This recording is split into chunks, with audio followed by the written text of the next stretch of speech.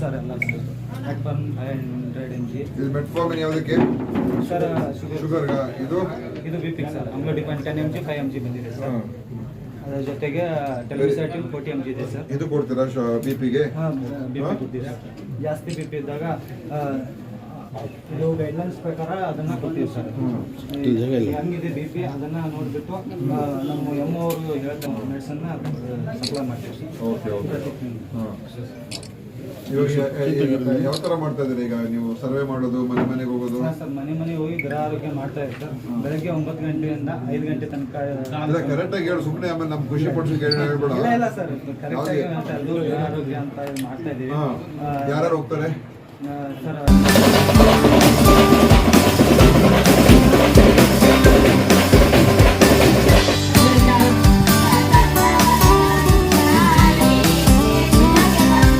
ಸ್ವಂತ ಬೋಗೋಣ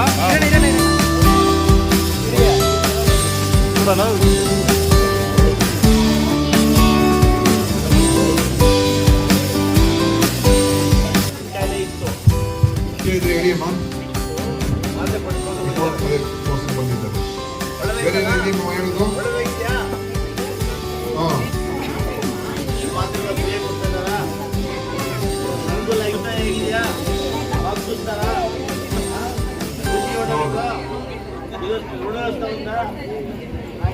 ಮಕ್ಕಳ ದಿನಾಚರಣೆ ಅಂಗವಾಗಿ ಕೇಕನ್ನು ಕತ್ತರಿಸಿದಂತ ಹೆಣ್ಣು ಮಕ್ಕಳಿಗೆ ರಾಷ್ಟ್ರೀಯ ಹೆಣ್ಣು ಮಕ್ಕಳ ದಿನಾಚರಣೆಯ ಶುಭಾಶಯಗಳನ್ನ ಕೋರ್ತಾ ಇದ್ದಾರೆ. ನಾವು ಈ ಒಂದು ನಮ್ಮ ಕರ್ನಾಟಕ ಸರ್ಕಾರ ಮುಖ್ಯಮಂತ್ರಿ ಆಗಿರ್ತಕ್ಕಂಥ ಸಿದ್ದರಾಮಯ್ಯನವರು ಗ್ರಾಮೀಣ ಭಾಗದ ಪ್ರತಿಯೊಬ್ಬರು ಕೂಡ ಆರೋಗ್ಯ ಕೊಡಬೇಕು ಅಂತ ಹೇಳಿ ಆರೋಗ್ಯ ಮಂತ್ರಿಗಳಾಗಿರ್ತಕ್ಕಂಥ ಸನ್ಮಾನ್ಯ ದಿನೇಶ್ ಗುಂಡೂರಾವ್ ಅವರ ಒಂದು ಆಶಯ. ಹಿಂದೆ ಗುಂಡೂರಾವ್ ಅವರು ಮುಖ್ಯಮಂತ್ರಿಗಳಾಗಿದ್ದರು. ಅವರ ಸುಪುತ್ರರಾಗಿರ್ತಕ್ಕಂಥ ದಿನೇಶ್ ಅವರು ಆರೋಗ್ಯ ಮಂತ್ರಿಗಳಾದ ಮೇಲೆ ಸರ್ಕಾರದ ವಿಶೇಷ ಯೋಜನೆಯನ್ನು ರೂಪಿಸಿ ಆ ಯೋಜನೆಯ ಮುಖಾಂತರ ಗ್ರಾಮಗಳಲ್ಲಿ ವಾಸ ಮಾಡತಕ್ಕಂಥ ಗ್ರಾಮದ ಪ್ರತಿಯೊಂದು ಮನೆಗೂ ಕೂಡ ಒಂದು ನಮ್ಮ ಆಶಾ ಕಾರ್ಯಕರ್ತೆಯಾದಿಯಾಗಿ ಒಂದು ತಂಡವನ್ನು ರಚನೆ ಮಾಡಿ ಆ ಗ್ರಾಮಗಳ ಮನೆ ಮನೆಗೆ ಹೋಗಿ ಆ ಮನೆಯಲ್ಲಿರ್ತಕ್ಕಂಥ ಪ್ರತಿಯೊಬ್ಬರ ಆರೋಗ್ಯವನ್ನ ತಪಾಸಣೆ ಮಾಡತಕ್ಕಂಥ ಕೆಲಸಕ್ಕೆ ಕರ್ನಾಟಕ ಸರ್ಕಾರ ಇತಿಹಾಸದಲ್ಲಿ ಮೊದಲನೇ ಬಾರಿಗೆ ಕ್ರಮ ಕೈಗೊಂಡಿದೆ. ದಿನಾಚರಣೆ ಕೂಡ ಮಾನ್ಯ ಹೆಣ್ಣುಗಳ ರಾಷ್ಟ್ರೀಯ ದಿನಾಚರಣೆ ಕೂಡ ಯಾಕೆ ಮಾತು ಹೇಳಿದೆ ಅಂದ್ರೆ ಹೆಣ್ಣು ಮಕ್ಕಳಿಗೆ ಹೆಚ್ಚಾಗಿ ಅನುಕೂಲ ಆಗಿರ್ತಕ್ಕಂಥ ಸರ್ಕಾರದಲ್ಲಿದೆ ಯೋಜನೆ ಆರೋಗ್ಯ ಇಲಾಖೆಯಿಂದ ಗೃಹ ಆರೋಗ್ಯ.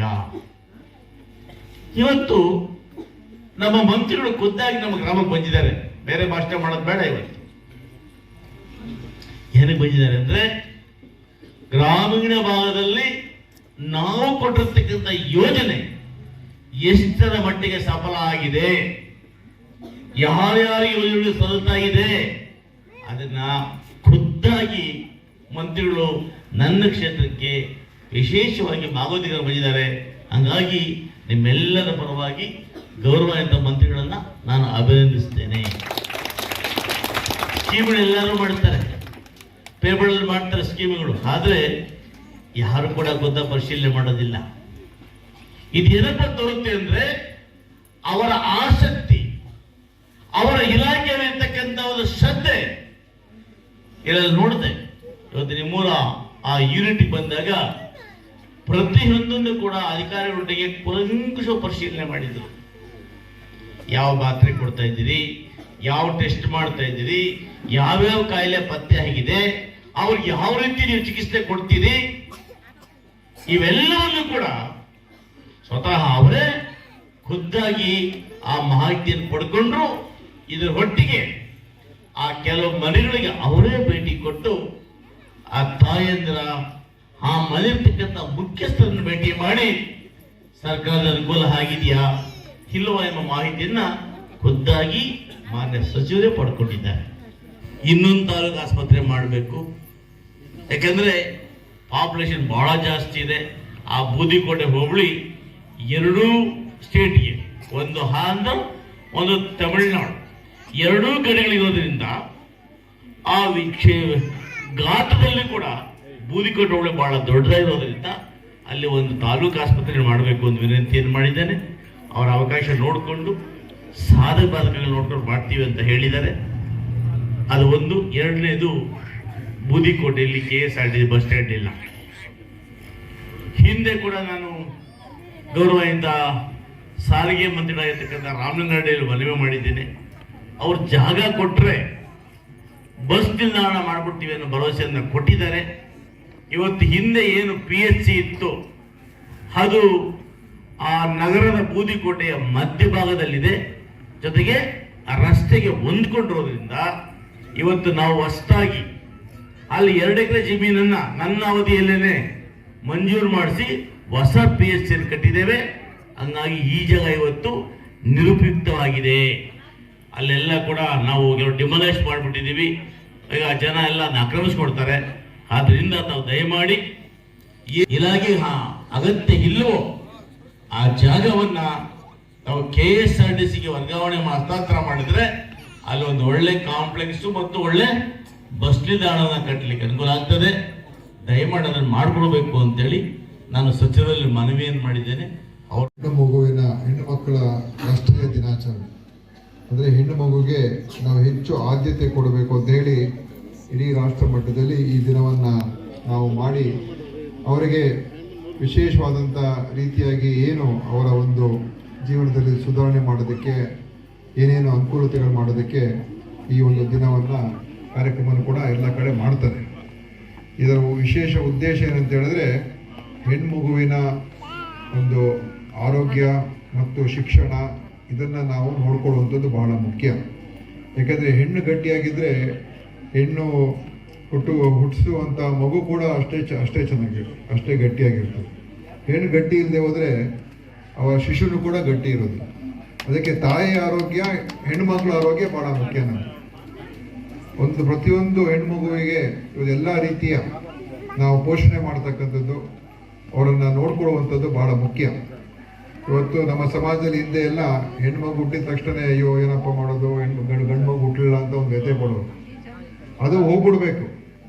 ಈಗ ಹೆಣ್ಣು ಮಕ್ಕಳಿಗೆ ಸಿಗ್ತಾ ಇರುವಂಥ ಅವಕಾಶ ಗಂಡು ಮಕ್ಕಳಿಗೂ ಸಿಗ್ತಾ ಇಲ್ಲ. ಆ ಥರದ ವಾತಾವರಣ ಇವತ್ತು ನಮ್ಮ ಸಮಾಜದಲ್ಲಿದೆ. ಎಲ್ಲೋದ್ರೂ ಕೂಡ ಕೆಲಸಗಳಿರ್ಬೋದು, ಉದ್ಯೋಗ ಇರ್ಬೋದು, ಉದ್ದಿಮೆ ಇರ್ಬೋದು, ಯಾವುದೂ ಕೂಡ ಮಾಡೋಕ್ಕೆ ಆಗೋದಿಲ್ಲ ಅಂತ ಹೇಳುವಂಥ ಪರಿಸ್ಥಿತಿ ಇಲ್ಲ. ಅದಕ್ಕೆ ಯಾವುದೇ ವ್ಯತ್ಯಾಸ ಇಲ್ಲ. ಇಬ್ಬರು ಒಂದೇ ಅಂತ ರೀತಿಯಾಗಿ ನೋಡುವಂಥದ್ದು ಬಹಳ ಮುಖ್ಯ. ಇವತ್ತು ನಾವು ನೋಡ್ತೀವಿ ಭ್ರೂಣ ಹತ್ಯೆಗಳು ಇವತ್ತು ಕೂಡ ಆಗ್ತಾ ಇದೆ. ಯಾಕೆ ಆಗ್ತಾ ಇದೆ ಅಂತ ಹೇಳಿದ್ರೆ ಅವ್ರಿಗೆ ಇನ್ನೂ ಅದೇನೋ ಒಂದು ವ್ಯಾಮೋಹ, ಅದು ಹೋಗ್ಬೇಕು. ಆ ಕಾರಣದಿಂದ ಇವತ್ತು ಅನೇಕ ಕಾರ್ಯಕ್ರಮಗಳು ಕೂಡ ಹೆಣ್ಮಕ್ಳಿಗೋಸ್ಕರ ಕೊಡ್ತಾ ಇರುವಂಥದ್ದು. ಈಗ ಬಂದಿರೋದು ಈ ಕೋಲಾರ ಜಿಲ್ಲೆಗೆ ನಾನು ಸುಮಾರು ಸರಿ ಬಂದ್ಬಿಟ್ಟಿದ್ದೀನಿ.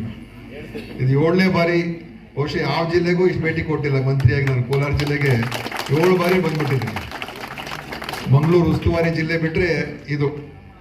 ಅದರಿಂದ ಇಲ್ಲಿ ಈ ಕಾರ್ಯಕ್ರಮ ಕೂಡ ನಾವು ಇಡೀ ರಾಜ್ಯದಲ್ಲಿ ತರಬೇಕು, ಗೃಹ ಆರೋಗ್ಯ ಅಂತ ನಾವು ಒಂದು ಕಾರ್ಯಕ್ರಮವನ್ನು ರೂಪಿಸಿದ್ವು. ಆದರೆ ಪ್ರಥಮ ಹಂತದಲ್ಲಿ ಇದು ಎಲ್ಲ ಕಡೆ ಬೇರೆ ಜಿಲ್ಲೆಗಳಿಗೆ ವಿಸ್ತರಣೆ ಮಾಡೋಕ್ಕಿಂತ ಮುಂಚೆ ಯಾವುದೋ ಒಂದು ಜಿಲ್ಲೆಯಲ್ಲಿ ಇದನ್ನು ಅನುಷ್ಠಾನ ಮಾಡಿಕೊಳ್ಳೋಣ ಅಂತ ಹೇಳಿ ಅದನ್ನು ನಾವು ಕೋಲಾರ ಜಿಲ್ಲೆನ ಆಯ್ಕೆ ಮಾಡ್ಕೊಂಡು ಇವತ್ತು 2-3 ತಿಂಗಳಿಂದ ಈಗಾಗಲೇ ಇಂಪ್ಲಿಮೆಂಟೇಷನ್ ಆಗಿದೆ. ಈಗ ಅದು ಯಾವ ರೀತಿ ಇದೆ, ಹೇಗೆ ನಡೀತಾ ಇದೆ, ಅದರ ಒಂದು ವಿಷಯವನ್ನು ತಿಳ್ಕೊಳ್ತಕ್ಕಂಥದ್ದಕ್ಕೆ ನಾವು ಇಲ್ಲಿಗೆ ಬಂದು ಭೇಟಿ ಕೊಟ್ಟು ಇಲ್ಲಿಯ ಸ್ಥಳೀಯ ನಮ್ಮ ಸಿಬ್ಬಂದಿಯವ್ರ ಜೊತೆಯಲ್ಲಿ, ಆರೋಗ್ಯ ಅಧಿಕಾರಿಗಳ ಜೊತೆಯಲ್ಲಿ ಮತ್ತು ಗ್ರಾಮಸ್ಥರ ಜೊತೆಯಲ್ಲಿ, ಜನಪ್ರತಿನಿಧಿಗಳ ಜೊತೆಯಲ್ಲಿ ಚರ್ಚೆ ಮಾಡಿ. ಯಾಕಂದ್ರೆ ಈಗ ನಾವು ಇದು ರಾಜ್ಯ ವ್ಯಾಪ್ತಿ ಹೋಗ್ತದೆ. ಇನ್ನು ಬರೋ 1-2 ತಿಂಗಳಲ್ಲಿ ಇದು ನಾವು ಇಡೀ ರಾಜ್ಯದ ವ್ಯಾಪ್ತಿ ತೊಗೊಂಡು ಹೋಗ್ಬೇಕೀಗ.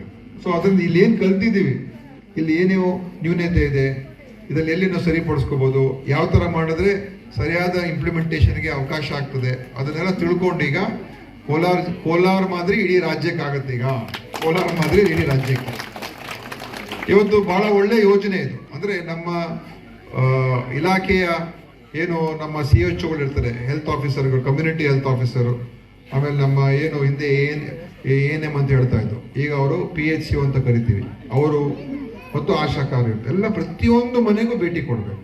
ಪ್ರತಿಯೊಂದು ಮನೆಗೂ ಭೇಟಿ ಕೊಟ್ಟು ಅವ್ರು ವಾರಕ್ಕೆ 2 ದಿವಸ ನಿಗದಿ ಮಾಡ್ಕೊಂಡಿರ್ತಾರೆ. ಆ ಭೇಟಿ ಕೊಟ್ಟು ಮನೆಯಲ್ಲಿ ಯಾರು ಇರ್ತಾರೆ 30 ವರ್ಷಕ್ಕಿಂತ ಹೆಚ್ಚಿರೋರನ್ನ 30 ವರ್ಷಕ್ಕಿಂತ ಹೆಚ್ಚಿರೋರನ್ನ ತಪಾಸಣೆ ಮಾಡಿ ಅವರ ರಕ್ತದ ಒಂದು ಚಿಕಿತ್ಸೆಯನ್ನು ಮಾಡಿ ಅವರ ಬ್ಲಡ್ ಪ್ರೆಷರ್ ಅದನ್ನ ಕೂಡ ಅದನ್ನ ಮೆಜರ್ಮೆಂಟ್ ತಗೊಂಡು ಆಮೇಲೆ ಅವ್ರಿಗೆ ಏನಾದರೂ ಇದೆಯಾ ಇಲ್ವಾ ಅಂತ ಅದನ್ನ ವಿಚಾರಣೆ ಮಾಡಿ ಆಮೇಲೆ ಮತ್ತೆ ದೃಢೀಕರಣ ಆಗ್ಬೇಕು. ಅಲ್ಲಿ ಹೋದಾಗ ಅವ್ರಿಗೆ ಶುಗರ್ ಇದೆ ಅಂತ ಬ್ಲಡ್ ಟೆಸ್ಟ್ ಗೊತ್ತಾಗ್ಬೋದು. ಅದೇ ದೃಢೀಕರಣ ಆಗ್ಬೇಕು. ಅದೇ ಹಸುವಿನಲ್ಲಿ ಅದನ್ನ ಚೆಕ್ ಮಾಡ್ಬೇಕು, ಸಕ್ಕರೆ ಕಾಯಿಲೆಗೆ ಅದನ್ನು ದೃಢೀಕರಣ ಮಾಡಿಕೊಂಡು BP ಕೂಡ ದೃಢೀಕರಣ ಆದ ನಂತರ ಅವ್ರಿಗೆ ಇದೆ ಅಂತ ಆದ್ಮೇಲೆ ಮೆಡಿಕಲ್ ಆಫೀಸರ್ ಅದನ್ನ ಸರ್ಟಿಫೈ ಮಾಡಿದ್ಮೇಲೆ ಆಮೇಲೆ ಅವ್ರಿಗೆ ನಾವು ಫ್ರೀಯಾಗಿ ಏನು ಔಷಧಿಗಳು ಕೊಡಬೇಕು ಅವ್ರಿಗೆ ಅವರ ಮನೆಗಳಿಗೆ ಮುಟ್ಟಿಸುವಂತ ಕೆಲಸವನ್ನ ಮಾಡ್ತಕ್ಕಂಥ ಒಂದು ಯೋಜನೆ ಇದೆ. ಒಂದ್ಸಲ